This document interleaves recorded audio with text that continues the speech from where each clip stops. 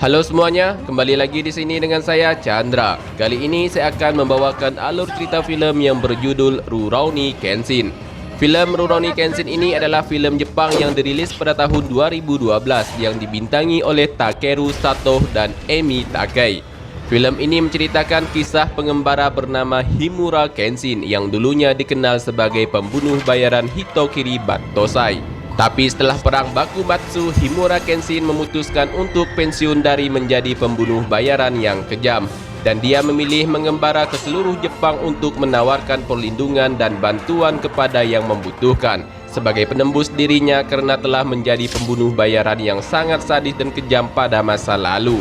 Namun niat baik Himura Kenshin tidak berjalan mulus. Dia malah dituduh sebagai pembunuh atas kematian beberapa orang yang mengataskan Hitokiri Battosai namanya di masa lalu.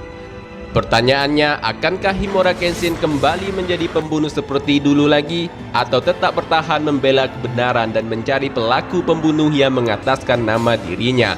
Bagaimanakah kelanjutan kisahnya? Tanpa menunggu berlama-lama, langsung saja kita mulai alur cerita filmnya. Tapi sebelum itu, seperti biasa kita harus intro dulu.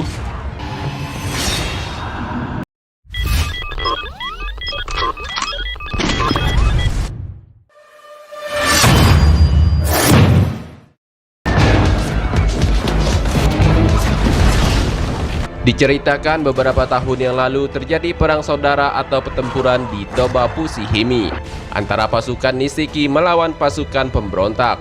Peperangan kedua kelompok tersebut berlangsung cukup lama dan sengit, sampai-sampai banyak memakan korban jiwa di kedua belah pihak. Peperangan ini dikenal sebagai era Bakumatsu.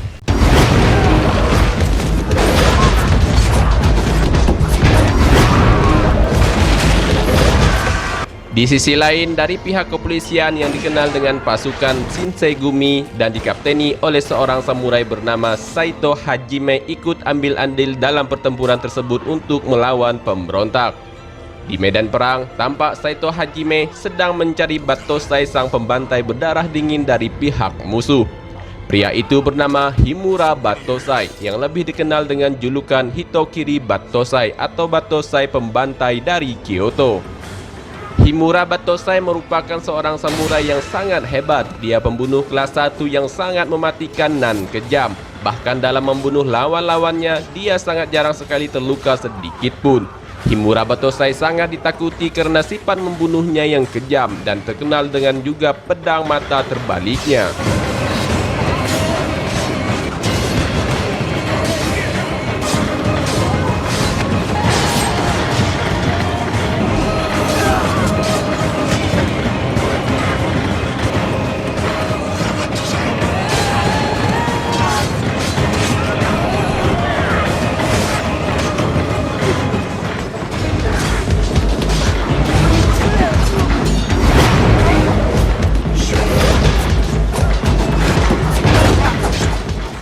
Tak lama kemudian terdengar suara teriakan kemenangan dari pihak Nishiki. Kemenangan ini menandakan berakhirnya perang saudara dan dimulainya era baru. Himura Battosai yang memutuskan untuk pergi meninggalkan medan pertempuran dihentikan langkahnya oleh Saito Hajime yang ingin menantang Himura Battosai bertarung. Tapi Himura Battosai malah tidak mempedulikannya. Himura Battosai malah menancapkan pedang mata terbaliknya ke tanah yang menandakan Himura Battosai dengan julukan Hitokiri Battosai berhenti menjadi pembunuh bayaran yang mematikan. Setelah itu dia pun pergi meninggalkan Saito Hajime. Setelah pertempuran berakhir, dari balik tumpukan mayat terlihat seorang samurai masih hidup lalu memegang pedang Himura Battosai yang masih tertancap. Seorang samurai ini bernama Udo Jine. Saat dia memegang pedang yang tertancap tersebut, dia merasakan kepedihan dari pedang yang telah merenggut banyak nyawa tersebut. Dia pun menyadari bahwa pedang itu milik Hitokiri Battosai. 10 tahun kemudian di era Meiji, setelah berakhirnya era Bakumatsu, Himura Battosai yang sudah berganti nama menjadi Himura Kenshin pergi mengembara ke Tokyo untuk menawarkan perlindungan dan bantuan kepada orang yang membutuhkan. Karena saat ini dirinya sudah pensiun dan berjanji untuk tidak membunuh lagi. Kemajuan di era Meiji ini tidak lepas dari kepemimpinan Laksamana Aritomo Yamagata yang membuat kesepakatan perdagangan baru dengan negara-negara maju untuk kesejahteraan hidup masyarakatnya, serta mampu memberikan rasa aman, nyaman, dan kondisi lingkungan yang bahagia bagi warganya.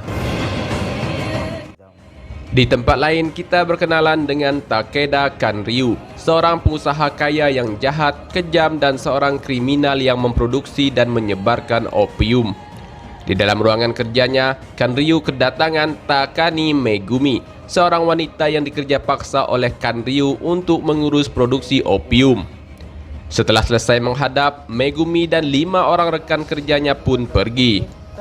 Tapi saat akan keluar, Megumi dan 1 orang rekannya sengaja ditahan di dalam ruangan. Sementara keempat rekannya yang sudah berada di luar harus mati dibunuh oleh anak buah Kanryu. Kanryu sengaja melakukan ini karena Kanryu tidak ingin banyak orang yang tahu tentang usaha ilegal miliknya.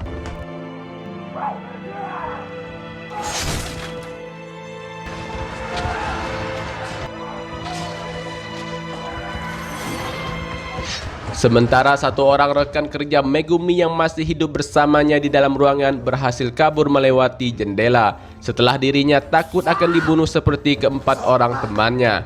Sedangkan Megumi nyawanya selamat setelah Kanryu tetap mempertahankan nyawanya untuk hidup. Keesokan paginya, Kapten Saito Hajime dan para polisi lainnya dikejutkan dengan penemuan seorang agen polisi yang sedang menyamar mati dibunuh dengan mengenaskan. Diduga korban mati dibunuh oleh orang yang mengatasnamakan Battosai, sebuah nama legendaris daerah Bakumatsu, yaitu Himura Battosai dengan julukan Hitokiri Battosai alias Battosai sang pembantai. Itu didasarkan secari kertas yang ditinggalkan oleh pelaku, mirip apa yang pernah dilakukan Himura Kenshin sewaktu dia masih bernama Himura Battosai. Dari hasil pengamatan Saito Hajime, pelakunya bukanlah Battosai, karena Saito Hajime sangat mengenal sekali Battosai yang sesungguhnya. Saito Hajime berkesimpulan ini dilakukan oleh Battosai palsu. Saito Hajime juga curiga pelakunya adalah anak buah Kanryu.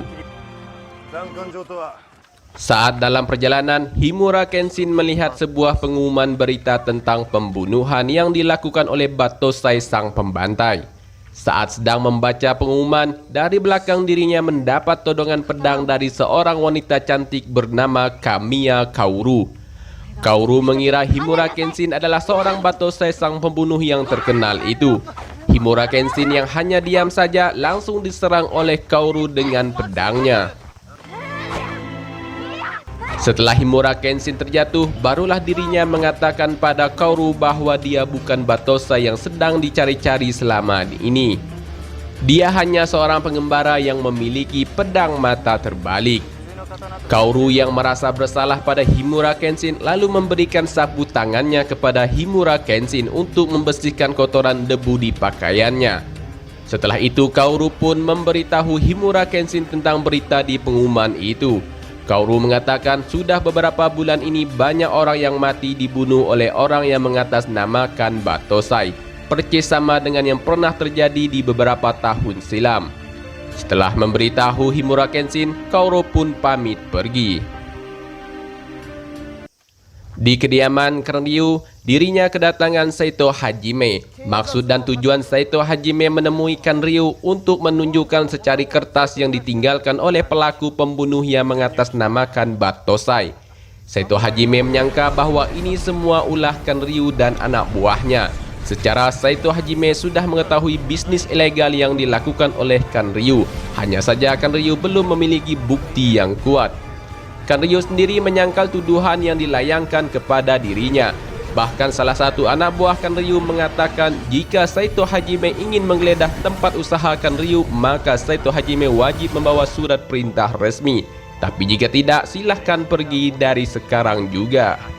Saito Hajime yang merasa dirinya diremehkan, dia pun pergi. Tapi sebelum pergi, Saito Hajime memberi ancaman kepada Kanryu dan seluruh anak buahnya. Saito Hajime mengatakan berhentilah bermain-main dengannya karena dirinya bekerja tidak perlu surat perintah ataupun memiliki bukti yang kuat. Cukup sedikit saja buktinya maka dirinya akan menjebloskan Kanryu dan anak buahnya ke penjara. Wajah Kan Ryu pun mulai ketakutan. Selesai bertemu dengan Saito Hajime, Kan Ryu mendapat kabar bahwa Megumi sudah melarikan diri dari tempatnya. Kan Ryu pun mengumpulkan semua anak buahnya untuk menangkap kembali Megumi. Karena Kan Ryu takut usaha ilegalnya memproduksi opium ketahuan oleh pihak kepolisian. Dan hanya Megumi lah yang saat ini tahu tentang semua bisnis ilegal milik Kan Ryu. Kan Ryu juga takut jika Megumi membocorkan semua kejahatannya ke polisi.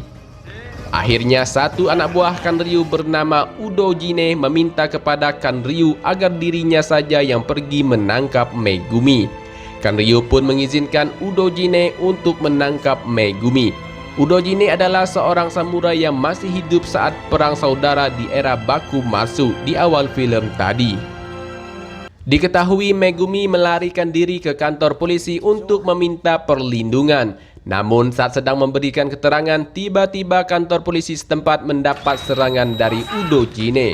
Semua polisi di sana pun panik dan mereka pun segera menghentikan aksi Udo Jine. Tapi satu persatu polisi itu harus mati di tangan seorang pendekar samurai berpengalaman.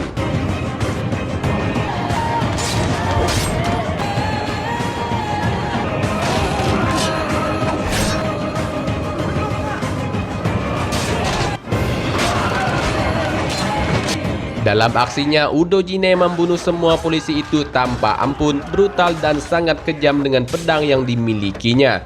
Sedangkan Megumi berusaha lari dari tempat tersebut agar tidak ditangkap oleh Udo Jine. Kaoru yang sedang berjalan pulang menuju ke rumahnya dikejutkan dengan seorang polisi jatuh dari atas jembatan. Polisi itu berusaha lari dari kejaran Udo Jine, namun sudah terlebih dahulu mendapat luka parah di tubuhnya yang mengakibatkan dirinya kehabisan tenaga lalu terjatuh.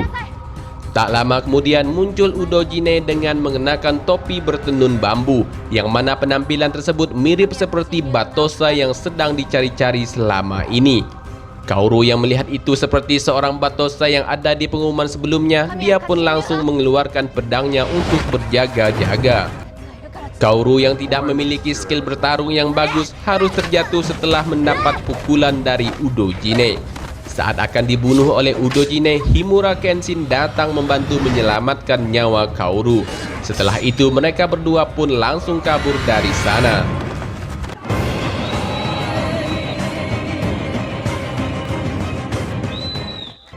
Di kantor polisi, kepala kepolisian dan anak buahnya mengecek keadaan kantor mereka setelah diserang oleh Udo Jine. Terlihat semua polisi-polisi tersebut mati dengan mengenaskan, ditambah lagi seluruh isi ruangan kantor tersebut hancur berantakan. Serta ditemukannya secari kertas yang mengatasnamakan Batosai sang pembantai. Sepertinya kita sudah mendapatkan petunjuk siapakah Batosai palsu yang dicari-cari selama ini. Di hari berikutnya, terlihat Kaoru dan adiknya bernama Yahiko sedang membersihkan dojo peninggalan ayah mereka. Dojo adalah tempat belajar bela diri di Jepang. Saat sedang membersihkan ruangan dojo, mereka berdua dikejutkan dengan kedatangan anak buah Kan Ryu. Kedatangan sekumpulan anak buah Kan Ryu untuk membeli dojo Kaoru dengan harga yang sangat tinggi. Tapi Kaoru bersikeras untuk tidak menjual dojo peninggalan ayahnya dengan harga berapapun. Anak buah Kan Ryu yang tidak suka dengan jawaban Kaoru langsung menghancurkan beberapa barang yang ada di sana.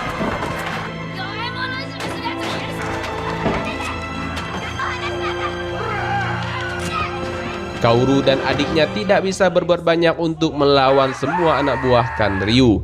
Tapi dari luar mereka semua dikejutkan dengan kedatangan Himura Kenshin yang datang membantu Kaoru. Setelah memberikan kata sambutan kepada semua anak buah Kan Ryu, Himura Kenshin pun langsung menghajar mereka semua. Himura Kenshin yang sudah berjanji untuk tidak membunuh lagi, dia hanya melukai dan membuat pingsan lawan-lawannya saat bertarung.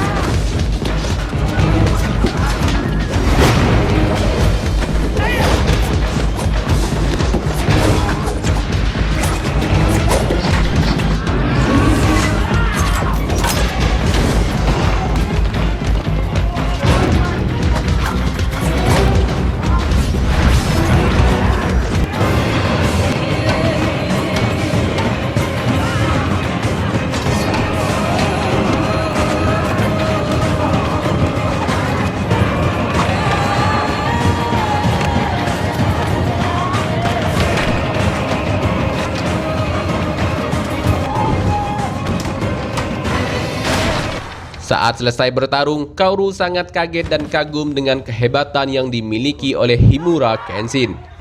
Setelah itu, warga sekitar pun datang ke tempat dojo Kaoru untuk menanyakan keadaan Kaoru. Kaoru menjawab dirinya baik-baik saja. Semua anak buah Kanryu hanya pingsan saja, tidak ada yang mati. Tak lama kemudian, pihak kepolisian pun datang untuk menangkap semua pengacau tersebut. Himura Kenshin yang tidak ingin dojo Kaoru dalam masalah, dirinya pun mengaku di hadapan polisi bahwa dirinya lah yang bersalah atas insiden yang terjadi. Sedangkan dojo Kaoru hanyalah korban. Himura Kenshin pun ditangkap dan dijebloskan ke penjara oleh pihak kepolisian. Di dalam penjara, Himura Kenshin didatangi oleh Saito Hajime. Saito Hajime mengetahui jika Himura Kenshin adalah seorang Battosai, sang pembantai di era Bakumatsu. Kerana Saito Hajime pernah menantangnya saat perang saudara beberapa tahun lalu. Walau saat itu Himura Kenshin memilih untuk tidak meladeni tantangan Saito Hajime. Saito Hajime pun meminta kepada anak buahnya untuk mengeluarkan Himura Kenshin dari dalam penjara. Dari dalam penjara, Himura Kenshin dibawa oleh Saito menemui Laksamana Aritomo Yamagata. Laksamana meminta agar Himura Kenshin mau bergabung dengannya untuk menumpas segala tindak kejahatan yang ada di wilayahnya, supaya tercipta kedamaian, kenyamanan, dan rasa aman bagi masyarakatnya. Saito Hajime juga menunjukkan opium sejenis narkoba kepada Himura Kenshin dan mengatakan saat ini pihak kepolisian sedang dihadapi dengan kasus maraknya beredar barang ilegal seperti opium yang dapat menghancurkan sebuah negara, dan ditambah lagi kasus pembunuhan yang mengatasnamakan Battosai. Maka dari itu tenaga Himura Kenshin sangat dibutuhkan saat ini. Tapi Himura Kenshin menjawab saat ini dirinya hanyalah seorang pengembara. Dia tidak ingin membunuh seperti dulu lagi. Himura Kenshin bisa membantu semua orang tapi tidak untuk membunuh lagi. Maka dari itu dia memiliki pedang mata terbalik. Tapi Saito Hajime tidak percaya dengan ucapan Himura Kenshin. Saito Hajime pun menantang Himura Kenshin untuk bertarung dan melihat benar tidaknya ucapan Himura Kenshin.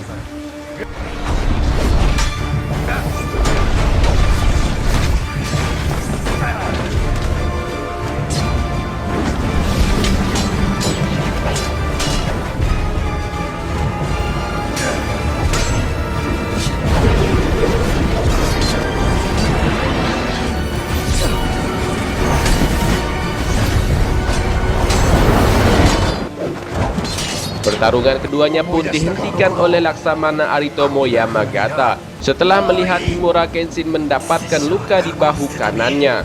Laksamana pun percaya dengan ucapan Himura Kenshin dan memerintahkan anak buahnya untuk membebaskan Himura Kenshin dari dalam penjara. Dari luar, saat cuaca hujan deras, terlihat Megumi sedang berusaha lari menyelamatkan diri dari kejaran Udojine. Namun beruntung dirinya bertemu dengan Yahiko, adiknya Kaoru. Yahiko pun lalu membawa Megumi ke dojo untuk menyelamatkannya dari kejaran anak buah Kanryu. Himura Kenshin yang baru saja keluar dari penjara dikejutkan dengan Kaoru yang sudah menunggunya di luar. Kedatangan Kaoru menjemput Himura Kenshin untuk membawanya pulang ke dojo. Kaoru juga yakin bahwa Himura Kenshin bukanlah seorang Battosai pembunuh yang dicari-cari selama ini. Karena cuaca masih hujan deras, Kaoru membawakan sebuah payung untuk Himura Kenshin agar Himura Kenshin tidak kebasahan dalam perjalanan pulang. Himura Kenshin sempat menolak ajakan Kaoru, tapi setelah dibujuk lagi oleh Kaoru, akhirnya Himura Kenshin pun mau.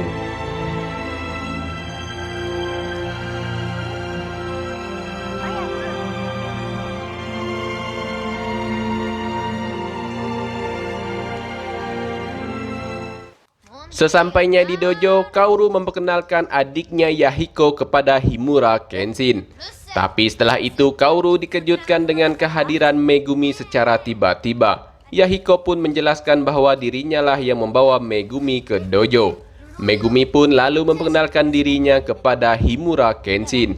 Saat Himura Kenshin menyelami tangan Megumi, terlihat wajah Kaoru, ya begitulah.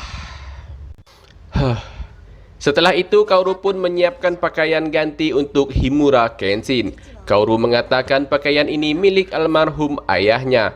Kaoru meminta agar Himura Kenshin mau memakainya. Dengan senang hati, Himura Kenshin pun memakainya.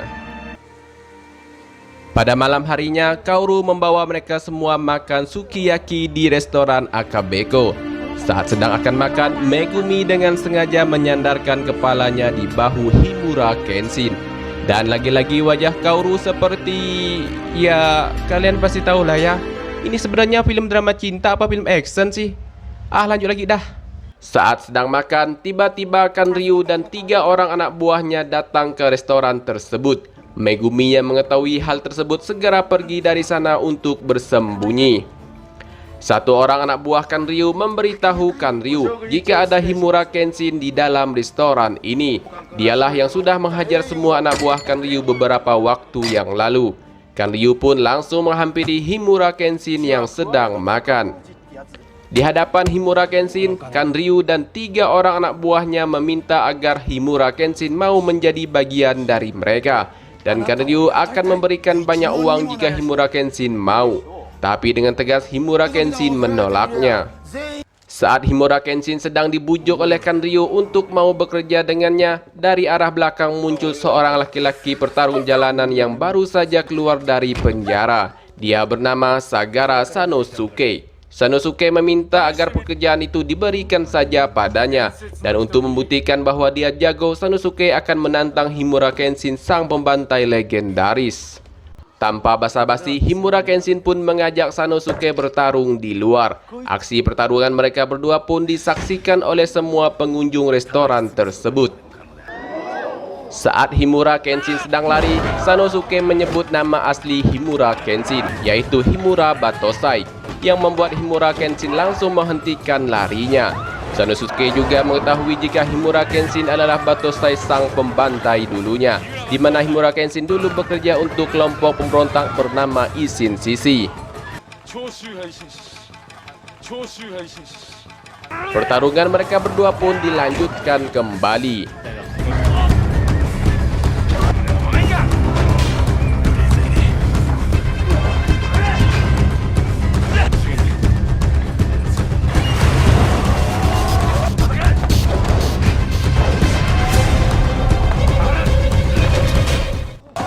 Di akhir pertarungan, Himura Kenshin memberikan nasihat kepada Sanosuke. Jika tidak ingin masuk penjara lagi, maka jangan pernah mau bertarung untuk Kanryu. Setelah berpikir, Sanosuke pun mau mendengar perkataan Himura Kenshin. Dan mulai saat itulah Sanosuke berada di pihak Himura Kenshin. Setelah itu, Himura Kenshin pun mengajak Kaoru untuk segera pulang ke dojo karena sudah larut malam. Di tempat lain terlihat Udojine sedang membunuh beberapa polisi dan orang-orang yang ada di sana dengan menggunakan pedangnya.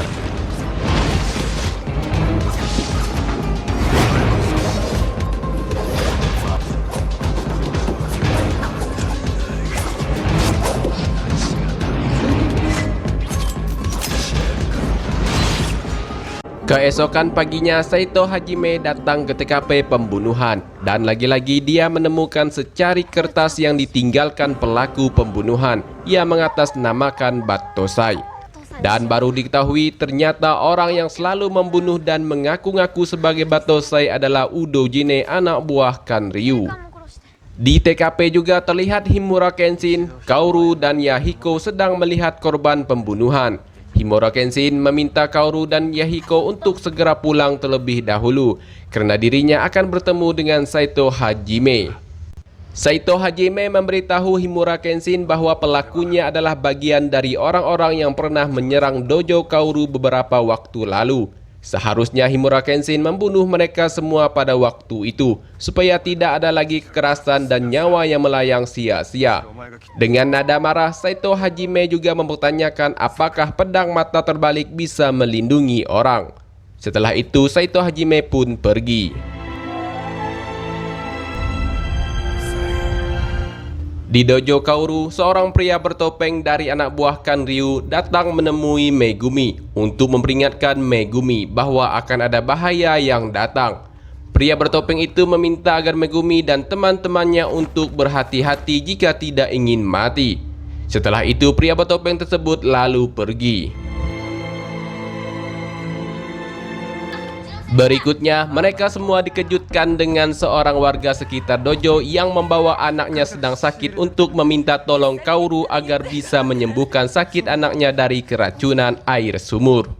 Megumi yang curiga langsung mengecek air sumur yang ada di dalam dojo. Setelah dicek oleh Megumi, ternyata benar air sumur yang ada di sekitar dojo sudah terkontaminasi racun tikus. Megumi pun menyadari bahwa ini adalah ulah Kanryu berdasarkan peringatan dari pria bertopeng tadi.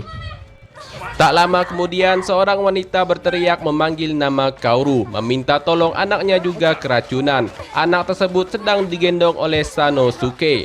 Dari belakang juga terlihat semua warga sekitaran dojo berbondong-bondong membawa anak dan warga lainnya ke tempat dojo Kaoru untuk meminta tolong disembuhkan dari keracunan air sumur. Dan mereka semuanya pun disibukkan dengan mengurus semua pasien yang keracunan tersebut. Megumi yang memiliki latar belakang seorang dokter meminta rekan-rekannya untuk mencari obat di luar, menyiapkan peralatan medis, memanggil seorang dokter yang mengerti membuat ramuan herbal dan mencarikan air bersih di luar yang tidak terkontaminasi racun tikus.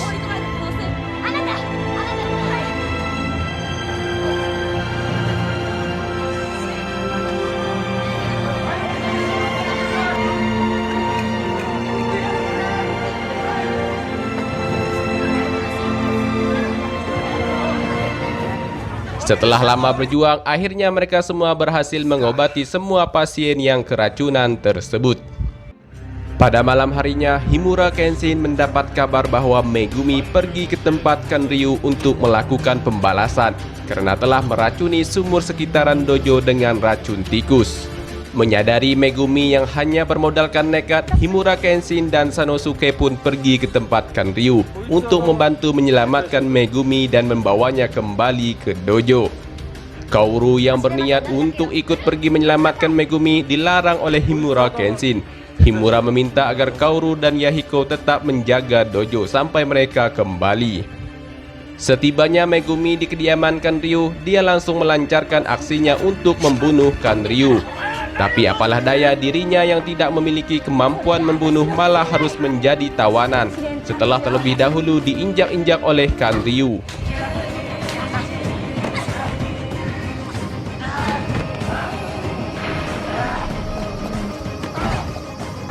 Dari luar terdengar suara Himura Kenshin dan Sanosuke sudah menerobos masuk ke halaman rumah Kanryu. Walau anak buah Kanryu berjumlah sangat banyak, tidak membuat Sanosuke dan Himura Kenshin untuk mundur sedikit pun. Mereka berdua terus bertarung menghadapi semua anak buah Kanryu sampai berhasil membawa kembali Megumi dari sana.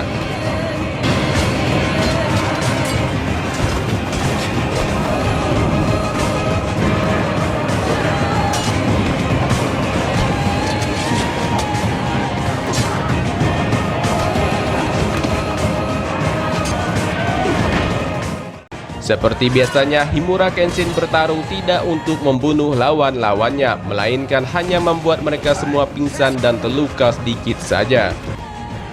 Berhasil melumpuhkan sebagian anak buah Kanryu, terdengar dari atas Kanryu berteriak sambil menyandra Megumi. Kanryu mengatakan bagi siapa saja yang mampu membunuh keduanya, maka Kanryu akan membayar mereka dengan harga yang sangat tinggi. Mendengar iming-iming dari Kanryu, sontak semua anak buah Kanryu yang masih segar bugar menyerang keduanya kembali, hingga pertarungan pun terjadi lagi.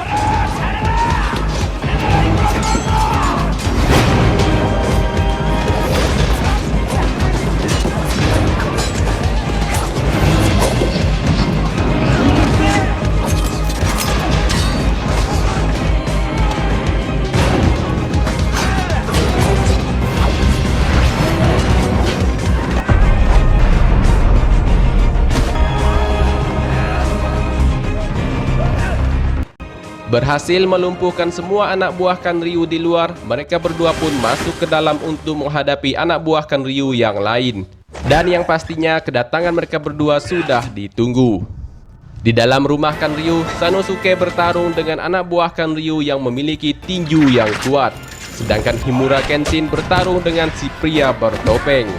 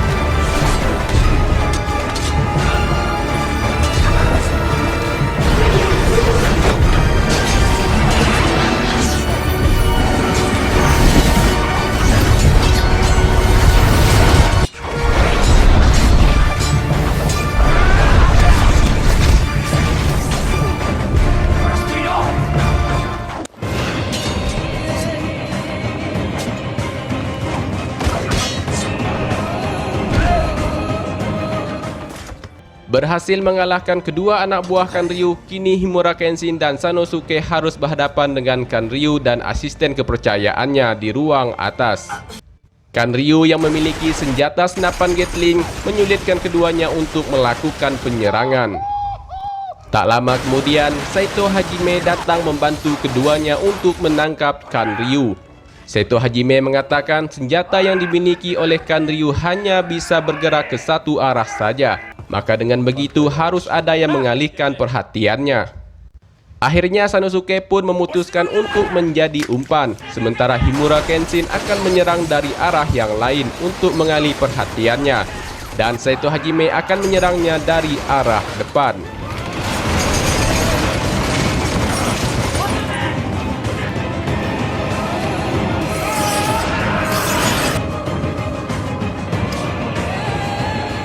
Rencana mereka bertiga pun berhasil. Kanryu dan asistennya pun berhasil dikalahkan.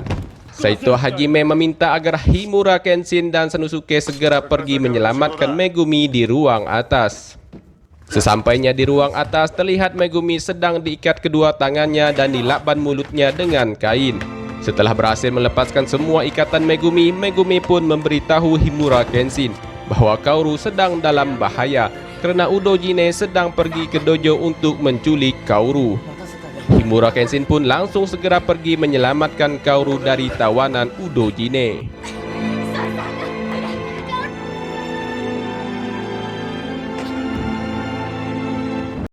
Himura Kenshin yang sudah menemukan lokasi tempat Udojine menyandra Kaoru meminta agar Udojine tidak melibatkan Kaoru.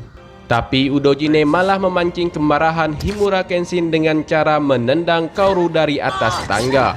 Himura Kenshin pun langsung menyerang Udojine sehingga pertarungan keduanya pun terjadi.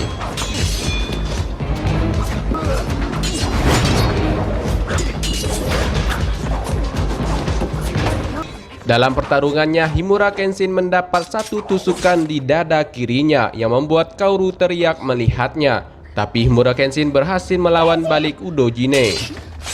Untuk memancing agar Himura Kenshin mau membunuh lagi seperti dulu, Udojine pun menggunakan jurus jutsu spesialnya untuk melumpuhkan paru-paru Kaoru yang membuat Kaoru tidak bisa bersuara dan bernapas dengan lancar.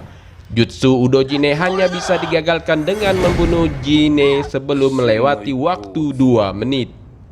Himura Kenshin yang melihat Kaoru kesakitan terkena jutsu Udojine mau tidak mau harus bertarung kembali dengan Udojine untuk menyelamatkan nyawa Kaoru. Pertarungan kali ini membuat Himura Kenshin menunjukkan asli jati dirinya. Dia pun bertarung dengan Udojine layaknya seperti Batosai sang pembantai yang sangat mematikan.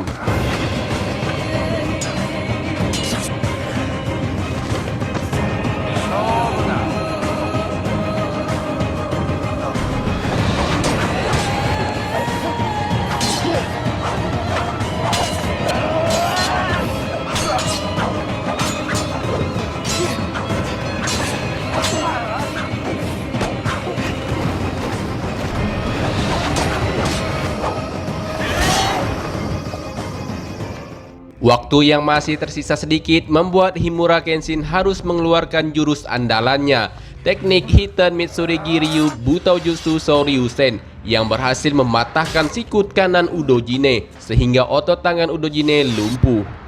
Himura Kenshin yang sudah kembali seperti dulunya lagi berniat membunuh Udojine demi menyelamatkan nyawa Kaoru.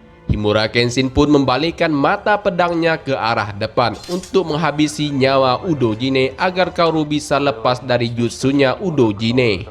Saat akan dibunuh, tiba-tiba Kaoru berteriak meminta Himura Kenshin untuk tidak membunuh. Seketika pedang Himura Kenshin pun berhenti. Himura Kenshin tidak menyangka ternyata Kaoru mampu melepaskan jutsu Udojine dengan sendirinya. Kaoru yang masih tergeletak meminta Himura Kenshin untuk tidak membunuh lagi demi mereka yang sudah mati, demi mereka yang sudah Himura Kenshin bantu selama ini dan demi janji yang telah diucapkan sebelumnya.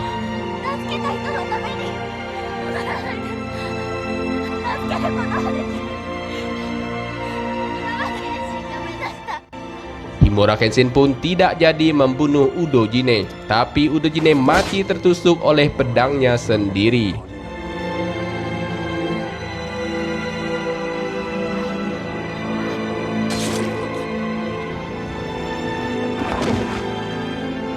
Setelah Udojine mati, Kenshin yang lelah dan terluka lalu menggendong Kaoru menuju dojo untuk dirawat.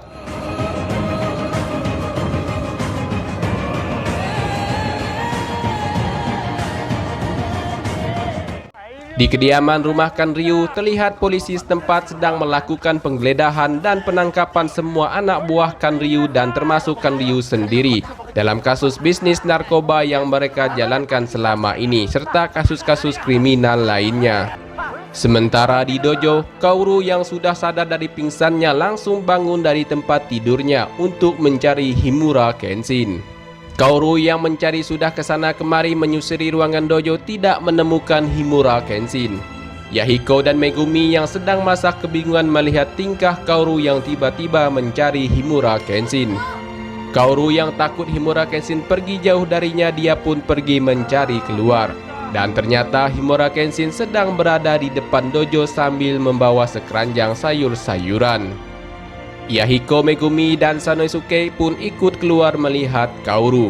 Setelah melihat Himura Kenshin berada di depannya, barulah Kaoru tersenyum lebar sambil mengucapkan selamat datang kembali Kenshin.